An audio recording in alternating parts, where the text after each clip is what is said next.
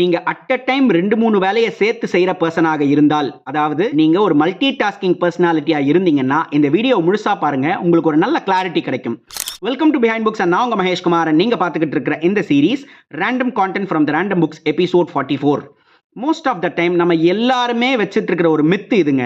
என்னன்னா, நான் வந்து ஒரு மல்டி டாஸ்கிங் பர்சன், நான் அட் அ டைம் என்னால் 2-3 டாஸ்க்கை ஒன்றா செய்ய முடியும் அப்படின்னு நம்ம சொல்லுவோம். ஆனால் உங்கள் பிரெயின் உண்மையாகவே அப்படி வேலை செய்தா அப்படின்னு கேட்டிங்கன்னா இல்லை. உங்களுக்கு 2 விதமான மைண்ட் இருக்குது. ஒன்று சப்கான்ஷியஸ் மைண்ட், இன்னொன்று கான்ஷியஸ் மைண்டு.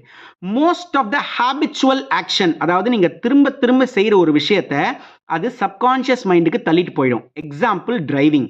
நீங்கள் டிரைவ் பண்ணிக்கிட்டே ஃபோன் பேசுவீங்க, நீங்கள் டிரைவ் பண்ணிக்கிட்டே பாட்டு கேட்பீங்க, நீங்கள் டிரைவ் பண்ணிக்கிட்டே ஏதாவது ஒரு புது விஷயத்தை லிசன் பண்ணுவீங்க.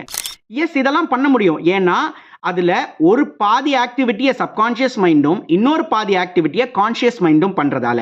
ஆனால் நம்ம எல்லாரும் என்ன புரிஞ்சுக்கிறோம் அப்படின்னா, பாத்தியா நான் அட் அ டைம் 2 வேலையை பார்க்குறேன்.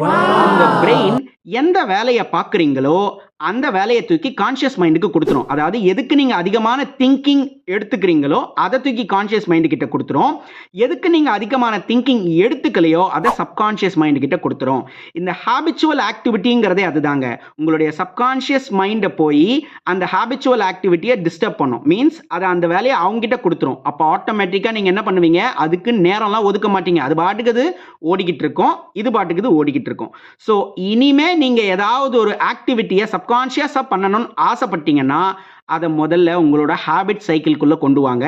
ஆட்டோமேட்டிக்காக நீங்களுமே நிறைய டாஸ்க்கை செய்யலாம். ஆனால் அப்போ கூட நீங்கள் 100% மல்டி டாஸ்கிங் பர்சனான்னு கேட்டிங்கன்னா இல்லை. இதுதான் அதற்கான உண்மையான பதில். ஐ திங்க் இது நான் உங்கள் கேள்விக்கு ஆன்சர் பண்ணியிருக்கேன்னு நினைக்கிறேன். Thank you so much.